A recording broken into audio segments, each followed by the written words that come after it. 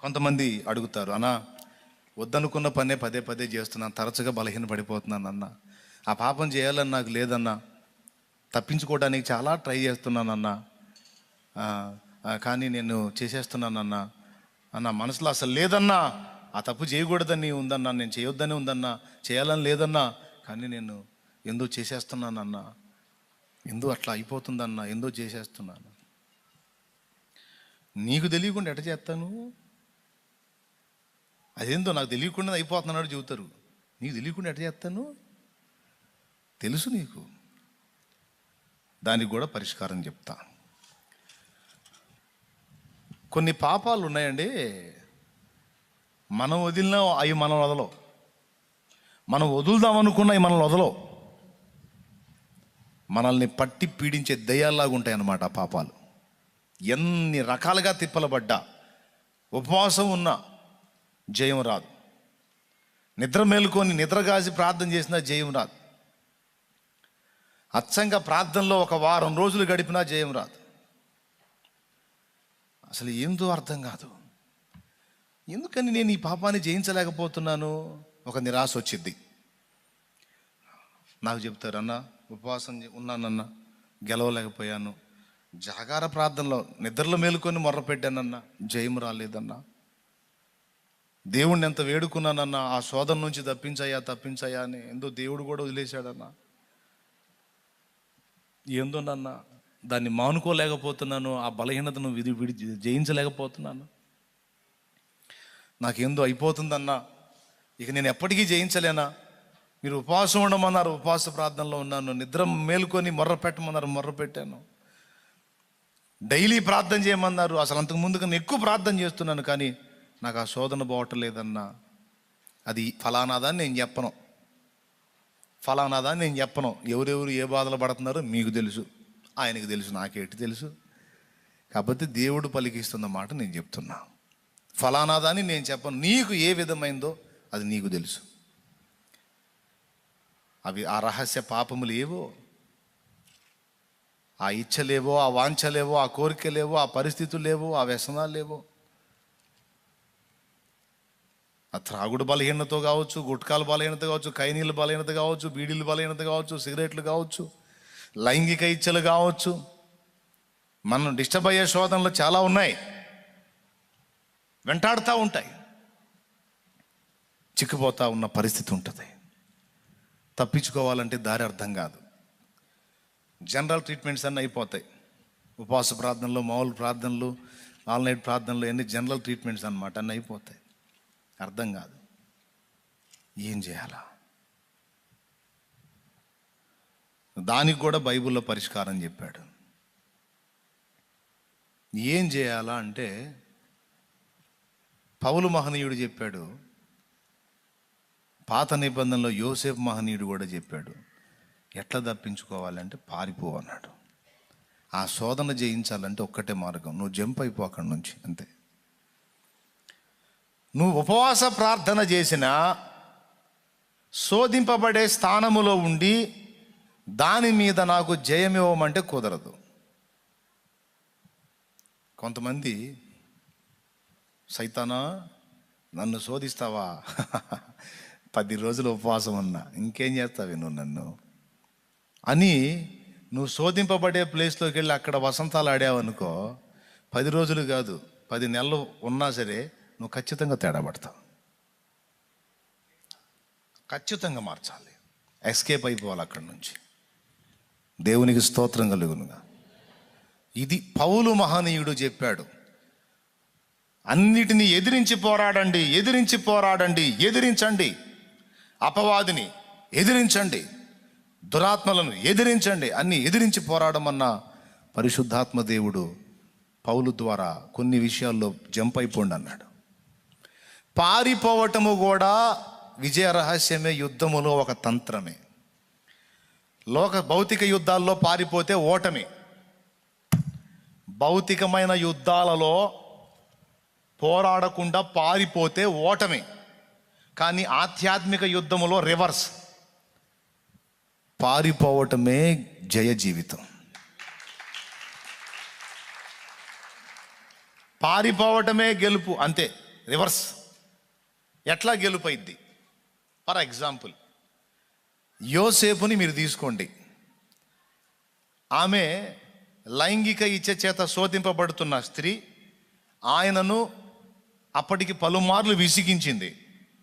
ఆ రోజు పక్కా స్కెచ్ గీసింది, స్కెచ్లో పడ్డాడు. ప్రార్థనాపరుడు, ఆత్మీయుడు. ఇంకా ఒక మాటలో చెప్పాలంటే ఆయన ఎంతో అద్భుతమైన వ్యక్తి కాబట్టి యెహోవా ఆయనకు తోడై ఉన్నాడు. ఎవరికి? యోసేపుకి. ఇంత గొప్ప వ్యక్తి, అవునా? ఇప్పుడు యోసేపు ఆయన్ని శోధించినప్పుడు పారిపోయాడా? అక్కడే ఉన్నాడా? పారిపోయాడు, అక్కడే ఉన్నాడా? మరి ఇప్పుడు యోసేపు నిగ్రహం గలవాడా కాదా? పట్టుదల కలిగినోడా కాదా? చెప్పండి. నిగ్రహం కలిగినోడా కాదా? నిగ్రహం కలిగిన వాళ్ళు చేతులు ఎత్తండి. నిగ్రహం గలవాడే అన్నవాళ్ళు చేతులు ఎత్తండి. గొప్పోడు, మహానుభావుడు. ఓరు చెప్పారు? నాకు తెలుసురా, నువ్వు చెయ్యెత్తిస్తావు మళ్ళీ బుక్ చేస్తావని. ఓరు చెప్పారు నిగ్రహం గల్లోడని? నిగ్రహం గల్లవాడని తనను తాను అనుకున్నట్టయితే పారిపోడు. అక్కడే ఉండి ఆమె టచ్ చేస్తుంది అనుకుంటా అక్కడే ఉండేవాడు. దేవునికి స్తోత్రం.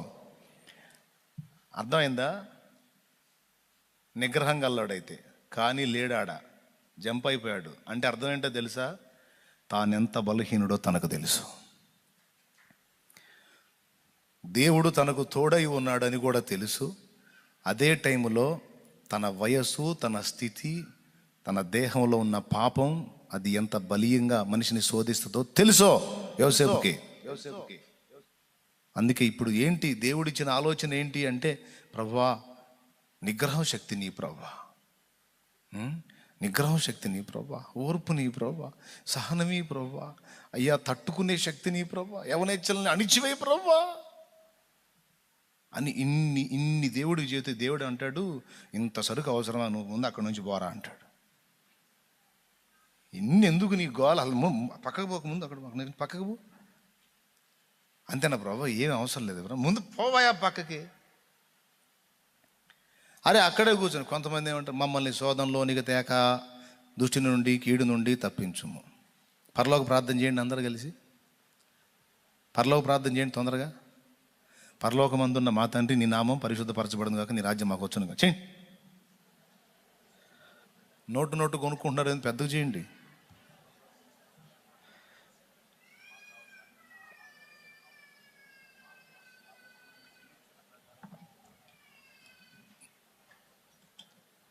అసలు మీరు మొదలు పెట్టినట్టు అర్థం కాలేదు, చేసి ముగించినట్టు కూడా అర్థం కాలేదు.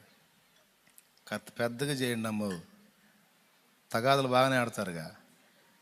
కొంతమందిని చూస్తుంటాను నేను, అస్సలు చర్చిలో అన్నయ్య అంటుంటారు. ఒక్కొక్క అమ్మ కనపడుతుంటుంది నాకు రోడ్డు మీద, అని. ఈ మనిషి అయినా ఆ మనిషి అయినా అట్లా. ఇవన్నీ ఎప్పుడు చూస్తావు అన్నయ్య నువ్వు అంటే, చిన్న గుడిసి దగ్గర నుంచి చేసుకుంటూ వచ్చే సేవ. అందరి మెంటాలిటీ తెలుసు. ఒక్కొక్క అక్క దగ్గరికి, అక్క మనం నువ్వు ఆగయ్యా, నువ్వు ఆగు అక్క, మనం పెద్ద సాక్ష్యం, అయ్యా ఆగు ఒక్కొక్క దానికి నువ్వు ఆగయ్యా. ఏదనుకున్నా మరి, ఎన్ని బాధలు పడి వచ్చాం తెలుసు. కాబట్టి నోరు తెరవండి అమ్మా. పరలోక ప్రార్థన చేయండి కదా గట్టిగా, పెద్దగా చేయండి. వీళ్ళన్నా చేస్తారని వీళ్ళు కూడా చేయట్లే. పరలోకమందున్న మా తండ్రి, నీ నామం, నీ రాజ్యం, నీ చిత్తం భూమి అందును మాకు కావాల్సిన అనుదిన ఆహారం, మా పట్ల అపరాధం చేసిన వారిని మేము క్షమించిన ప్రకారం మమ్మల్ని శోధనలోనికి తేక. ఎట తప్పిస్తాడు? నువ్వు పోయి వాడు నేను శోధించే దగ్గర పోయి కూర్చొని అనుకుంటా సైతాన్ మొహం వేసుకొని నువ్వు పోయి పనికి మాలిన వ్యవహారాలన్నీ చేసుకుంటా నన్ను అక్కడి నుంచి శోధన నుంచి తప్పించంటే క్రేన్ ఒకటి తీసుకొచ్చి నీకు తగిలిచ్చి ఇక లేపాలి అక్కడి నుంచి. దేవునికి స్తోత్రం కలుగును కాక.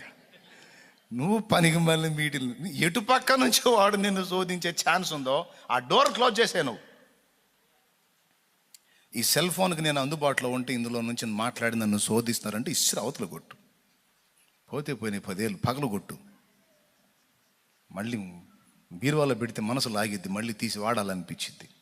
పగలు కొట్టు. చిన్న సెల్ తీసుకో. నమ్మకస్తులకి 4 నంబర్లు ఇచ్చుకో అవసరమైన వారికి. పనికి వాళ్ళతో కట్ చేసి పడేసాయి. నేత్రాశ పాపం ఎక్కువైపోయింది. సెల్ ఫోన్ ఉన్న కానీ ఊరికి అదే పనిగా చూస్తా ఉన్నానంటే చేయగలిగింది ఏం లేదు. మనసు రాయి చేసుకోవటం, చిన్న సెల్లు కొనుక్కోవటం, పెద్ద సెల్లు పగలగొట్టడం, చేయగలిగింది ఏముంది అని. అట్టగాలిది అన్నయ్య నేను వాక్యాలు చూస్తానంటే అట్టయితే ఉంచుకో. దేవునికి స్తోత్రం. వాక్యాలే చూడు జాగ్రత్తగా, బాగుపడతావు, బలపడతావు. ఏదైనా సరే నేను ఈ విషయంలో శోధించబడే అవకాశం ఉంది, ఆ స్పాట్లోకి వెళ్తే నేను డిస్టర్బ్ అయ్యే అవకాశం ఉంది, ఇక్కడ నేను బుక్ అయ్యే ఛాన్స్ ఉందంటే ముందు అక్కడి నుంచి ఎస్కేప్ అయిపోవాలి. ఇది కొద్దిగా వర్క్ చేయాలి అక్కడ. తెలుసు కొంతమందికి నేను ఇక్కడ కూర్చొని ఈ మీటింగ్ వేస్తే ఖచ్చితంగా నేను తేడా పడతానని తెలుసు. కొంతమంది ఉంటారు త్రాగుబోతు మహారాజులు. మనవాడు మానుకొని ఉంటాడు. ప్రార్థనకు వస్తా చక్కగా తెల్లటి బట్టలు కట్టుకొని బైబిల్ తీసుకొని కుటుంబంతో కలిసి ప్రార్థనకు వస్తా, హల్లెలూయా స్తోత్రం వందనాలు ప్రభు అనుకుంటూ వస్తుంటాడు చర్చికి. ఈ తయారవుతారు దెయ్యం బ్యాచ్. ఇదేందో కానీ తాగుబోతు వాళ్ళకి ప్రత్యేకమైన అనుబంధం ఉంటుంది. అసలు వాళ్ళ ఐక్యత, వాళ్ళ ప్రేమ, దేవుడి ప్రేమను చూపిస్తారు వాళ్ళు. వాడి దగ్గర డబ్బులు ఉంటే సింగిల్గా ఒక్కసారి కూడా ఒక్క తాగుబోతు తాగడుగా. మరీ భేద స్థితిలో ఉన్నాడు తప్ప కాస్త ఆర్థికంగా ఉంది అంటే అవకాశం ఉన్నంత వరకు నలుగురికి బోపిస్తానికి ట్రై చేస్తాడు. ఎందుకనుకున్నా అవసరం ఉన్నప్పుడు నలుగురికి బోపిస్తే, లేనప్పుడు ఎవరినొకండి బాధొచ్చు. అది ఆ ప్రేమ రహస్యం. పిలుస్తారనమాట. మానుకున్నాడు, చక్కగా ప్రార్థనకు వస్తున్నాడు. బావగారు వెళ్ళందా అంటాడు. ఆడికి వెళ్ళాలేదా, ఈరోజు మనకు పని అయింది, కాస్త డబ్బులు వచ్చినాయి, అందరం కలిసి చిన్న పార్టీ పెట్టుకున్నాం, నువ్వు లేకపోతే ఎట్టా, నువ్వు రా అంటాడు. భక్తుడయ్యాడు కదా, మారిపోయాడు కదా. ఏమనాలా? హోటల్కి పిలిస్తే వెళ్ళి తిందాం, ఈ బార్ షాపులకి ఏమంటారు రెస్టారెంట్లకి వాటికి వీటికి రమ్మంటే ఈ పనికి మాలిన వారాలు నేను రానురా. అంతగా మీకు ప్రేమ ఉంటే ఓ బిర్యానీ ప్యాక్ తెచ్చి నాకేం నేను తింటాను, అంతే, నేను రాను. కొంతమంది తెలుసు నేను బలహీనుణ్ణి, ఆ స్పాట్లోకి వెళ్తే నేను తేడా పడతాను, వీళ్ళు మామూలు వాళ్ళు కాదు అనుకున్నప్పుడు కట్ చేయి, అంతే. వాడి నుంచి పారిపో. అంతేగాని వాడితో నిలబడి పార్టీయా నేను మానేశాగా, నేను ఇప్పుడు వాటలేదుగా, నేను తాగట్లేదుగా, నాకు తెలుసులే బాగా నువ్వు తాగట్లేదుగా, నువ్వు తాగుతున్నాను మేము అన్నావు, నువ్వు మానుకుని భక్తుడు అయ్యావు కదా అంటే అయ్యానుగా. ఇంతకేంది, ఎంత వచ్చింది? వాడికి వచ్చిందో 1,00,000 రూపాయలు వచ్చింది అంటే. 1,00,000 వచ్చిందా, అబ్బో గట్టిగానే ఉంటుందిగా పార్టీ, ఈసారి అది తెప్పిస్తున్నాం, అది స్పెషలో గుటకేస్తాడు అప్పుడే. గుటక స్పెషల్ అనేసరికి ఏం లేదు కానీ మానేశాలే, తాగట్లేదు. పాపం అమ్మాయి తెలిసినా కూడా ఊరుకోదు, ఎందుకు వచ్చిన గొడవ, సగం సందు. అయినా నువ్వు ఆడికి వస్తే మేమేమో నీకేమైనా బలవంతంగా దాపిస్తామా, లేకపోతే నువ్వు ఆడికి వచ్చావని ఏమన్నా అక్కకి చెబుతామా? నువ్వు రావయా, ఎందుకులే అని. అరే ఆ మెతకెందుకు, పొండ్రా బాబు నేను రానంటే పోయిద్దిగా, ఎందుకులే అని అంటే వాడు ఇంకొంచెం పట్టుపడతాడు. ఇది ఎట్ట తెలుసు అంటున్నారా? అట్ట పోయి బుక్ అయిన వాళ్ళు చాలామంది ఉన్నారు, అందుకని చెబుతున్నాను నేను. నమ్మకంగా వెళ్తాడు, చిన్నగా ఏమనుకొని వెళ్తాడు, మనం వెళ్తాం కానీ తాగుతామా ఏమన్నానా, మనం తాగంగా అనుకుంటాడు. కానీ దుష్ట సాంగత్యం మంచి నడవడం జరుపుతాను ఉందిగా, పోతాడు. ఆ డార్క్ లైట్లు ఉంటాయి ఆడ, అందులోకి అడుగు పెడితేనే అదొక రకమైన వాతావరణం కనపడుతుంటుంది. ఇక అందులోకి ఎంటర్ అయిన తర్వాత కూర్చుని ఆ నలుగురితో, వాళ్ళేమో ఏదో తెచ్చుకుంటారు, వాళ్ళు గ్లాసుల్లో పోస్తూ ఉంటారు, ద్రాక్షరసము గ్లాసులో మిక్కిలి తళతళలాడుతుండగానే ఉందిగా సామెతల్లో, ఆకర్షిస్తూ ఉంటుంది. మనోడికేమో నల్ల దంసపు ఒకటి పోతారు, ఇది తాగుతూ ఉంటాడు, ఏమనిపిస్తూ ఉండదు, ఆల్రెడీ తాగిన పేణం కదా, వాళ్ళు ఏం తాగుతూ ఉంటారు. ఏం బ్రాండ్ రా అంటాడు.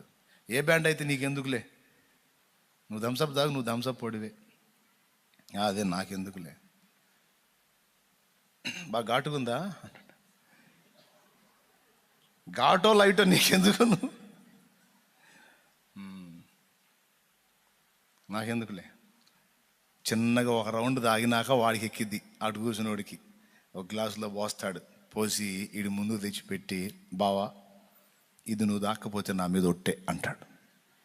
ఈ ముక్క కోసం ఎదురు చూస్తుంటాడు, ఎందుకంటే అయిపోయింది పని. శోధింపబడే స్థలంలో కూర్చున్నప్పుడు ఆకర్షిస్తూ ఉంటుంది, అది కాదు అనదు నీ శరీరం. డ్రింక్ మీద పోల్చి చెప్పా, లైంగిక విషయాలు కూడా ఇదే వర్తిస్తుంది. అర్థం చేసుకోవటానికి ట్రై చేయండి. నేను చెప్పే విషయాలు నయానో భయానో, నవ్వించో కవ్వించో, ఒక ముఖ్యమైన సమాచారం మీ మైండ్లోకి తీసుకెళ్ళాలన్నది నా ప్రయాస.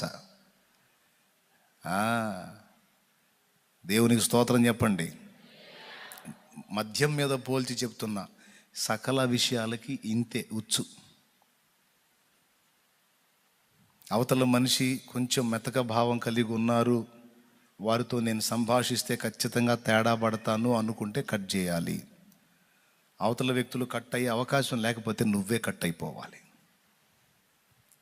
కాస్త 10 కాలాల పాటు పవిత్రంగా బతకాలి, పరిశుద్ధంగా బతకాలి, భక్తి కాపాడుకోవాలి, దేవుని యొక్క నీతి నియమాల్లో ఉండాలి, మనశ్శాంతిగా ఉండాలి, సంతోష పెట్టాలి దేవుణ్ణి అంటే,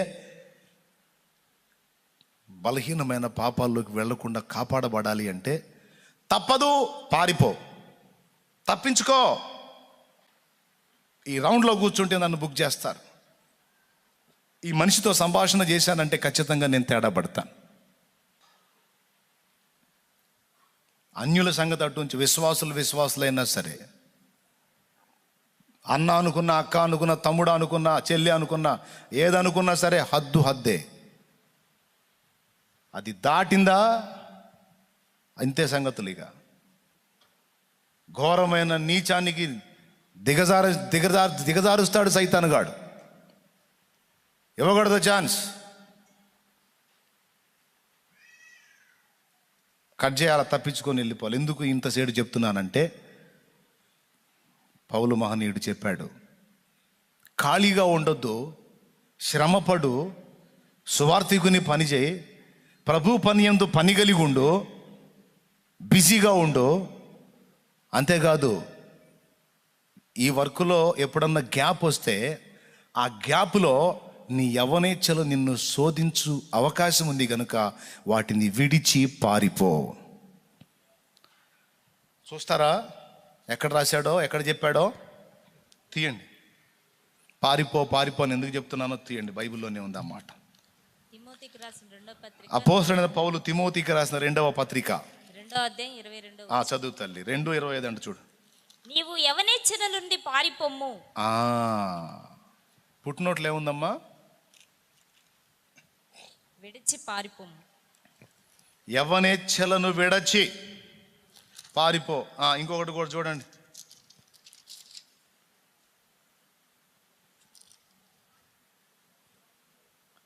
కొరింథీయులకు రాసిన పత్రిక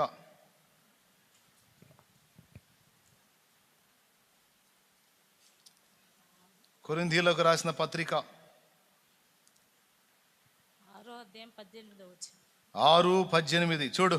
జారత్వమునకు దూరముగా పారిపోవుడి. అది పారిపో. అక్కడే కూర్చొని కుళ్ళు జోకులు వేసుకుంటా, పనికి మళ్ళీ కబుర్లు మాట్లాడుకుంటా, ఇగిలిచ్చుకుంటా, సగిలిచ్చుకుంటా, వెకిలి నవ్వులు నవ్వుకుంటా, అనుకుంటా, అదట్ట ఇదట్ట అని పనికి మళ్ళీ మీటింగ్లు వేసుకుంటా పాడు కావద్దు. టైం వేస్ట్ ముచ్చట్లొద్దు. నిన్ను శరీర ఆశలకి లాక్కెళ్ళే ముచ్చట్లొద్దు. పనికి మళ్ళీ మీటింగ్లు వద్దు. నిన్ను బుక్ చేయాలనుకున్నాడు వచ్చి పనికి మళ్ళీ మీటింగ్లు పెడుతుంటాడు. వాడు వచ్చి మీటింగ్ పెట్టాడంటే అర్థం ఏంటంటే బుక్ చేయడానికి. అవసరం లేకపోయినా మాట్లాడుతుంటాడు, అవసరం లేకపోయినా సంభాషణ, అవసరం లేకపోయినా మాట్లాడుతూ ఉంటుంది. స్త్రీ అయినా పురుషుడైనా ఎవరైనా గుర్తుపట్టి ఏదో తేడా పడుతుంది, ఇది ఎటో వెళ్ళిపోద్ది, ఇక్కడ ఉండకూడదు, నేను వెళ్ళిపోవాలి. అసలు ఈ టైం నేను ఎందుకు ఇచ్చాను? దేవుడు చెప్పాడు కదా నన్ను ఖాళీగా ఉండొద్దని. ఇతగాడు వచ్చి నాతో మాట్లాడినంత గ్యాప్ నేను ఎందుకు ఇచ్చాను? ఈమె వచ్చి నాతో మాట్లాడినంత ఖాళీ నేను ఎందుకున్నాను? ఈ గ్యాప్ నన్ను కొంప ముంచిది కదా, ఉండకూడదు కదా. సేవకులకు కూడా, హలో, దైవజనులకు ఎక్కువ ఎంటీ టైం. ఆదివారం ఓ ప్రసంగం, శుక్రవారం ఓ ప్రసంగం, మిగిలిన టైం అంతా ఖాళీయే. ముఖ్యంగా పాస్టర్లకి, పాస్టర్ అమ్మలకు కూడా ప్రభు పని యందు మనం ఆసక్తి కలిగి ఉండాలి, ఖాళీ ఉండొద్దు.